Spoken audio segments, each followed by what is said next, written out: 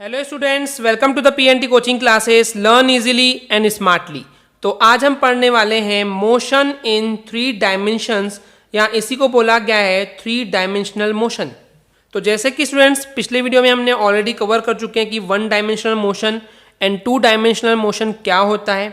Okay, तो यहाँ पे अगर मैं सिंपल टर्म्स में आपको समझाने की कोशिश करूँ, जैसे कि यहाँ पे हेडिंग में क्लियर है कि थ्री डायमेंशन है, यानी कि कोई भी एक बॉडी या ऑब्जेक्ट होगा जो कि तीनों ही एक्सिस के कोऑर्डिनेट्स के अकॉर्डिंग जो है अपनी पोजीशन चेंज करेगा। ओके, यानी कि तीनों एक्सिस के अलोंग जो है यहाँ पे बॉडी मोशन करने वाली है। तो इस टाइप के मोशन को हम बोलते हैं थ्री डायमेंशनल मोशन। तो बेसिकली आज की इस वीडियो में इसी को इन डेप्थ में कवर करेंगे। तो चलिए करते हैं स्टार्ट। सो बेसिकली क्या है स्टूडेंट्स, यहाँ पे जब एक बॉडी या एक ऑब्जेक्ट है, ओके, एंड वो मूव कर रहा है फ्रीली किसी भी जगह पे, एनीवेयर इन द स्पेस, यानी कि वो इस स्पेस में left to right, top to bottom, forward to backward, किसी भी डायरेक्शन पे अगर वो मूव कर पा रहा है, एनीवेयर कहीं पे भी, उसको कोई रिस्ट्रिक्शन नहीं है, जैसे कि वन डायमेंशनल में एंड टू डायमेंशनल में रिस्ट्रिक्शन थी। ओके, तो यहाँ पे जो ये थ्री डायमेंशनल है, उस बॉडी को, उस ऑब्जेक्ट को मोशन करने के लिए कोई भी रेस्ट्रिक्शन नहीं है, वो स्पेस में कहीं पे भी मूव कर सकता है। तो इस टाइप के उस बॉडी के मोशन को या फिर ऑब्जेक्ट के मोशन को हम बोलते हैं motion in the three dimension. Okay students, या इसी को और अगर सिंपल तरीके से हम डिफाइन करना चाहते हैं तो इस तरीके से भी बोल सकते हैं कि जब एक बॉडी मूव करती है इस टाइप से कि टाइम के अलोंग उस बॉडी या ऑब्जेक्ट की जो पोजीशन है वो भी चेंज हो रही है टाइम के साथ साथ, तो उस कंडीशन पे जो ये बॉडी अपनी पोजीशन को चेंज कर रही है, तो इसके जो तीनों कोऑर्डिनेट्स हैं एक्सिस के, वो एक साथ अगर चेंज होते हैं, उस कंडीशन पे इस बॉडी के मोशन को बोलते हैं थ्री डायमेंशनल मोशन। तो इस टाइप से डेफिनेशन हमने वन डायमेंशनल में भी देखे थे, टू डायमेंशनल में भी देखे थे, एंड आज हम थ्री डायमेंशनल में भी देख रहे हैं। तो बेसिकली स्टूडेंट्स आपको ये चीज़ समझ में आ गई होगी कि जब अगर कोई एक बॉडी मूव कर रही है सिर्फ एक एक्सिस के अलोंग, तो उसको हम बोलते हैं वन डायमेंशनल मोशन। जब कोई एक बॉडी मूव कर रही है अलोंग द टू एक्सिस, तो उस कंडीशन पे उसको टू डायमेंशनल मोशन बोलते हैं। एंड वहीं पे अगर कोई एक बॉडी या ऑब्जेक्ट मूव कर रहा है उसके थ्री डायमेंशंस के अकॉर्डिंग, तो उसको बोलते हैं हम थ्री डायमेंशनल। ओके, अब स्टूडेंट्स इस थ्री डायमेंशनल मोशन को चलिए एक डायग्राम के थ्रू समझते हैं। तो बेसिकली स्टूडेंट्स थ्री डायमेंशनल को रिप्रेजेंट करने के लिए हमको थ्री एक्सिस चाहिए होती है, एंड ये तीनों एक्सिस जो है वो एक दूसरे के परपेंडिकुलर होती है।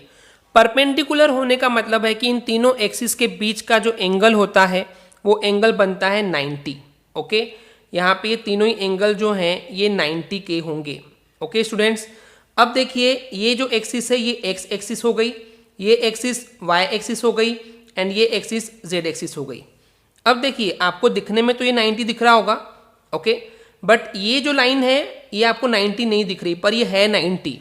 अगर मैं आपको सिंपल टर्म में समझाना चाहूँ कि ये एक्चुअली जो लाइन है किस तरीके से है, तो ये लाइन इस टाइप से है रियलिस्टिक पे, समझ रहे हैं इस चीज़ को। पर अब क्योंकि मैं पेंसिल जैसे खड़ी है यहाँ पे, ओके, स्टैंड कर रही है स्ट्रेटली एकदम, तो वो चीज़ हम क्या है बुक में दिखा नहीं सकते हैं। तो उस टाइप की लाइन को, जो लाइन इस टाइप से थी, इस लाइन को रिप्रेजेंट किया जाता है इस तरीके से, एंड ये है जेड एक्सिस। तो जब यहाँ पे लाइन इस टाइप से थी, जो ये एक्सिस है जेड एक्सिस, देखिए यहाँ पे भी 90 बन रहा है, एंड इस साइड भी यहाँ पे भी 90 बन रहा है। ओके, तो थ्री डायमेंशनल का एक कंसेप्ट क्लियर हो गया है स्टूडेंट्स। ओके, तो अब यहाँ पे कोई एक बॉडी है, कोई एक ऑब्जेक्ट है जो कि पहले इस पॉइंट पे थी, पॉइंट ए पे, तो इसके कोऑर्डिनेट्स हैं मान लेते हैं x1 y1 z1, एंड ये बॉडी जब यहाँ पे है उस समय टाइम जो है वो मान लेते हैं वो 0 था। ओके, अब कुछ टाइम यानी कि मान लेते हैं एक दूसरा टाइम, ये t1 टाइम लेते हैं स्टूडेंट्स, एंड टाइम t2 पे, जब टाइम t2 कितना t था, यानी कि t टाइम के बाद जब इस बॉडी को देखा मैंने, तो ये बॉडी इस b पे पहुंच गई थी, एंड इस b के कोऑर्डिनेट्स हैं x2 y2 z2।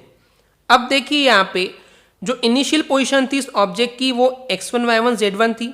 Okay, and जैसे टाइम चेंज हुआ तो इस बॉडी की पोजीशन भी चेंज हुई है, that is x2 y2 z2। तो तीनों ही एक्सिस के जो कोऑर्डिनेट है वो चेंज हुए हैं। तो इसका मतलब ये है स्टूडेंट्स कि ये बॉडी जो है जिस तरीके का मोशन कर रही है उस टाइप के मोशन को हम बोलते हैं three dimensional motion. Okay students, तो जो मैंने आपको इस डायग्राम में एक्सप्लेन किया हूँ वही इस पैराग्राफ में लिखा हुआ है। आप चाहें तो सिंपली वीडियो को पॉज करके पढ़ सकते हैं। ओके स्टूडेंट्स, चलिए अब बात करते हैं इसके एग्जाम्पल की। तो अगर हमको स्टूडेंट्स एक 3 डायमेंशनल का एग्जाम्पल देखना है तो हम ये बोल सकते हैं कि स्काई में जो एरोप्लेन मोशन करता है, उड़ता है, ओके, तो उस टाइप के मोशन को हम बोलते हैं 3 डायमेंशनल मोशन। क्यों? क्योंकि जो एरोप्लेन है वो लेफ्ट राइट, आगे पीछे एंड ऊपर नीचे किसी भी टाइप का मोशन कर सकता है, कहीं पे भी स्पेस में आगे पीछे हो सकता है। तो इस टाइप के मोशन को हम बोलते हैं 3 डायमेंशनल मोशन। इसके अलावा और बहुत सारे एग्जाम्पल हैं, जैसे काइट का उड़ना, बर्ड का उड़ना, तो बहुत सारे एग्जाम्पल स्टूडेंट्स जो कि 3 डायमेंशनल मोशन के अंदर आते हैं। ओके, आई होप स्टूडेंट्स आपको क्लियर हो गया होगा। अगर आपको हमारी वीडियो से कुछ भी सीखने मिला या नॉलेज मिला तो प्लीज़ हमारे चैनल को सब्सक्राइब कीजिए एंड वीडियो को लाइक ज़रूर करें। आज के लिए इतना ही, थैंक यू।